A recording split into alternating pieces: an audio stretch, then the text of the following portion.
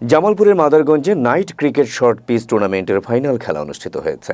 রোববার রাতে উপজেলার তালতলা বন্ধুমহল সেবা সংগঠনের উদ্যোগে ময়দাবার মাঠে ফাইনাল খেলা অনুষ্ঠিত হয়। এতে তুফান এক্সপ্রেস সৌদি আরব বনাম ত্রিশাল ক্রিকেট একাদশ ময়মনসিংহ অংশগ্রহণ করে। কড়ইচড়া ইউনিয়ন বিএনপির ৩ নং ওয়ার্ডের সভাপতি মোহাম্মদ জহুরুল ইসলামের সভাপতিত্বে খেলায় প্রধান অতিথি ছিলেন কড়ইচড়া ইউনিয়ন বিএনপির আহ্বায়ক হেলাল উদ্দিন মাস্টার। এতে বিশেষ অতিথি ছিলেন উপজেলা যুবদলের যুগ্ম আহ্বায়ক মোবারক হোসেন নান্টু মেম্বার, মৎস্যজীবী দলের যুগ্ম আহ্বায়ক শফিউল ইসলাম সবুজ, ছাত্রদলের যুগ্ম আহ্বায়ক মুস্তাফিজুর রহমান হারুন। খেলা পরিচালনা করেন আবুল বাশার ঝন্টু, সঞ্চালনায় ছিলেন শফিকুল ইসলাম কালু।